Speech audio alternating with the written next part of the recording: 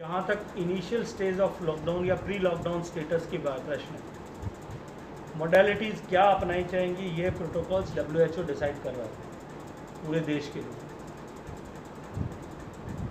और इस बात को आप, मैं और देश का प्रत्येक व्यक्ति नहीं, कुछ लोग जिनके वेस्टेड इंटरेस्ट हैं उनको छोड़ दें, बाकी पूरी दुनिया एक स्वर से स्वीकार करती है कि भारत ने समय रहते निर्णय किया, भारत ने ठीक निर्णय किया, भारत के लोगों ने जिम्मेदारी से व्यवहार किया।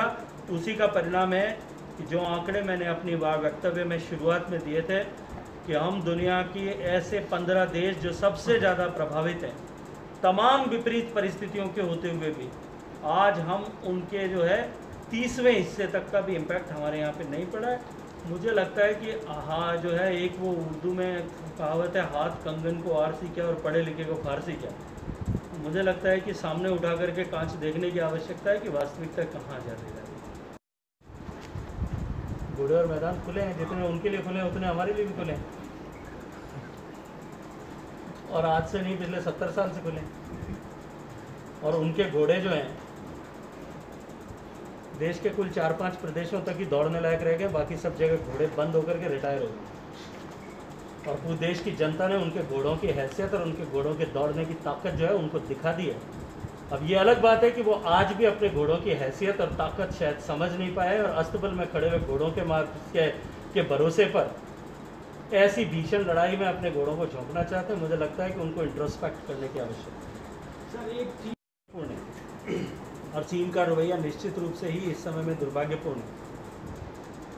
नेपाल में लेपुलेख दर्रे पर जो सड़क बनाई है भारत सरकार ने, हमारे बिल्डिंग रोड ऑर्गेनाइजेशन ने जो काला पानी से लेपुलेख तक सड़क बनाई है 80 किलोमीटर की, उसको लेकर के जिस तरह से भारत और नेपाल के बीच में जो पिछले सदियों से जो सौहार्दपूर्ण संबंध थे, उन संबंधों को खराब करने के दिशा में जिस तरह से कूटनीति की है, निश्चित रूप से चिंता का विषय है। लेकिन ये बात हम सबको माननी चाहिए कि देश समर्थ हाथों में है और हम हर एक जो है कृत्य का जो है ठीक प्रत्युत्तर देने के लिए हम पूर्ण रूप से तैयार। उनके पास में साइबर जेट था, हमारे पास में नेट था, इतना सा हवाई जहाज था। उनके पास में पैटर्न टैंक था, हमारे पास में जो है इतना छोटा सा टैंक था जो इक्विप्ड भी नहीं था, फिर भी हम जीते थे। चिंता मत करिए, देश की सेनाओं पर भरोसा रखिए और देश के नेतृत्व पर भरोसा रखिए। किसी भी तरह की आपदा आएगी उसको निपटने के लिए हम सब तैयार हैं। सर, आपने एक बार पहले भी कहा था कि स्थानीय अधिकारी सुनते नहीं हैं, फोन नहीं उठाते। आज जब आपकी बैठक शुरू हुई तब आपकी नाराजगी और देखने को मिली, क्या बाकी ऐसे हालात रहे जो?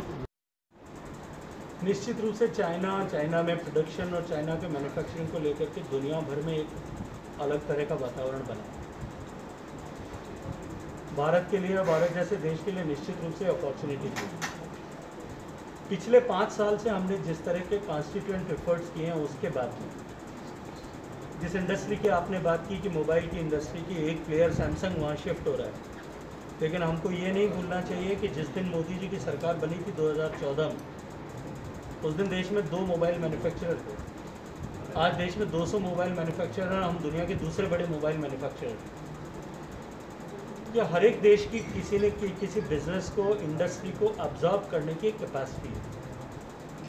जो जितना माइग्रेशन एक्सपेक्टेड है, अगर उस माइग्रेशन की तुलना में आप अध्ययन करें, और जिस तरह का अध्ययन इकोनॉमिस्ट करते हैं देश में, दुनिया भर के, न मलेशिया की, न इंडोनेशिया की, न वियतनाम की वो कैपेसिटी है कि वो उसको एब्जॉर्ब कर सकते हैं। लेकिन भारत के पास में तमाम अपॉर्चुनिटीज़ के होते हुए भारत की सरकार ने भी माननीय प्रधानमंत्री जी के नेतृत्व में इस तरह का इकोसिस्टम बनाने की बात की है कि हम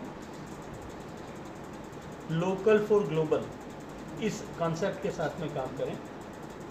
ये जो आत्मनिर्भर भारत पैकेज आया है, इसके कंटिन्यूएशन में कुछ और इस तरह की व्यवस्थाएं अभी आने, डिक्लेयर होनी बाकी हैं कि हम नई इंडस्ट्रीज़ को किस तरह से अपने यहाँ अट्रैक्ट कर सकते हैं, उनको इंसेंटिवाइज कर सकते हैं, उनको किस तरह से और ज़्यादा आगे बढ़ा सकते हैं।